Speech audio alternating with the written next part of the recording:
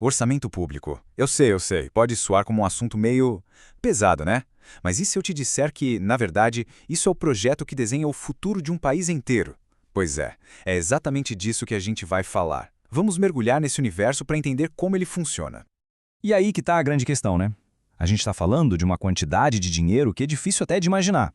Uma grana que afeta tudo, da escola do bairro até a construção de uma nova estrada. Entender como essas decisões são tomadas é, no fundo, entender o que move o país. Então, para a gente desvendar essa história toda, nosso caminho vai ser esse aqui. Primeiro, a gente vai ver como o orçamento era visto antigamente, depois vamos avançar para as ideias mais modernas, entender as funções principais dele e, por fim, ver como tudo isso se aplica aqui no Brasil. Bom, para começar, vamos fazer uma viagem no tempo. Lá no início, a ideia de um orçamento público não tinha nada a ver com grandes planos para o futuro, não.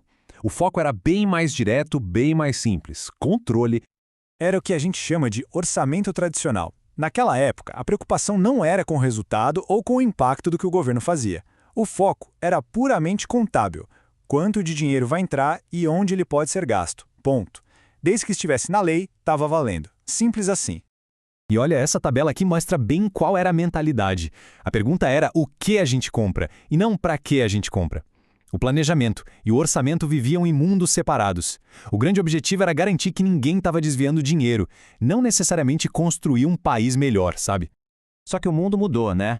O papel do Estado ficou muito mais complexo. E claro, o orçamento teve que evoluir junto. Ele deixou de ser uma simples lista de compras para se tornar um verdadeiro plano de ação, um plano estratégico. É aí que surge o orçamento-programa. E aqui, gente, está a grande virada de chave. Ele finalmente conecta o dinheiro a um propósito. A pergunta muda de o que a gente está comprando para o que a gente quer alcançar com essa compra. Faz toda a diferença. E a lógica por trás disso é até bem simples de entender. Tudo começa com um objetivo claro. A partir daí, você cria os programas, calcula quanto vai custar e, o mais importante, cria um jeito de medir se deu certo ou não. É tudo amarradinho. O plano, a ação e a medição do resultado. Essa comparação aqui nossa, muito clara. De um lado, você tem o foco nos meios, no controle da legalidade. Do outro, a integração total, o foco nos fins, nos resultados, na eficiência. É uma evolução de mentalidade gigantesca. E essa ideia de um orçamento com propósito não para por aí.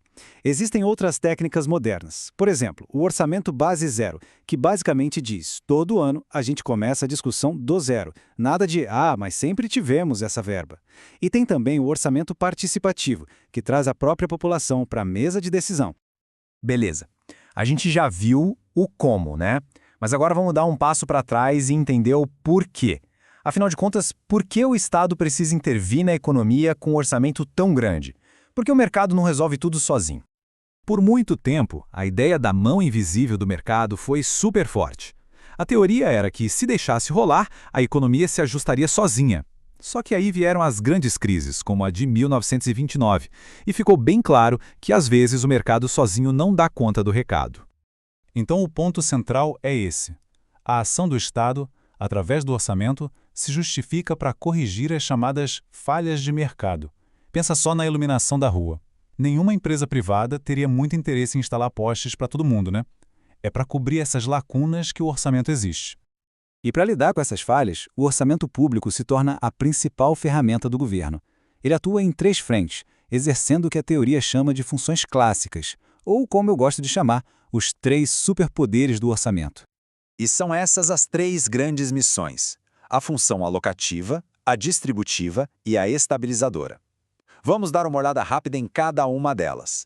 A primeira, a alocativa. Pensa nela como o governo entrando em campo onde o setor privado não quer ou não pode jogar. Grandes obras, defesa nacional, são coisas essenciais, mas que não dão um lucro rápido e direto. Então o orçamento vai lá e aloca os recursos para que isso aconteça.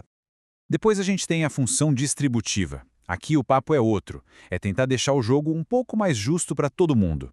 O orçamento é usado para mexer na distribuição de renda, seja com impostos diferentes para quem tem mais ou menos, ou com programas sociais que transferem recursos para quem mais precisa.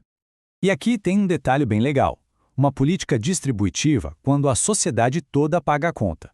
Agora, ela é redistributiva quando o dinheiro sai especificamente dos mais ricos para os mais pobres. A dica de ouro para não esquecer R de redistributiva vem dos R de ricos. Ajuda a lembrar, né? E por último, mas não menos importante, a função estabilizadora. Essa aqui é o governo no comando do grande navio da economia.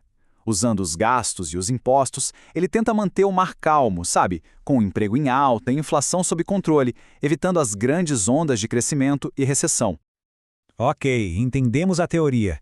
Mas e na prática? Como é que isso tudo funciona aqui no Brasil? Vamos aterrissar esses conceitos na nossa realidade.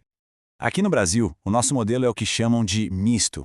E essa tabela deixa bem claro como funciona. O Poder Executivo, ou seja, o governo, é quem prepara a proposta do orçamento e depois executa. Mas, no meio do caminho, quem aprova, altera e fiscaliza tudo é o Poder Legislativo, o Congresso. Funciona como um jogo de equilíbrio, sabe? Um poder fiscaliza o outro. E tem mais uma característica muito importante do nosso sistema. A regra geral é que o orçamento é autorizativo. O que isso quer dizer? Pensa assim, é como se o Congresso desse uma autorização para o governo gastar, mas não uma ordem. O governo pode ou não usar aquele dinheiro. A exceção são as despesas impositivas, como algumas emendas parlamentares, que aí sim são uma ordem. Aprovou, tem que executar. E tudo isso leva a gente para uma reflexão final. No fim das contas, o orçamento não é só um monte de números numa planilha. Ele é a tradução, em dinheiro, das prioridades de um país. Ele é um espelho das escolhas que uma sociedade faz. Então a pergunta que fica no ar é, se esse plano é o nosso projeto de nação, quais deveriam ser as grandes prioridades dele?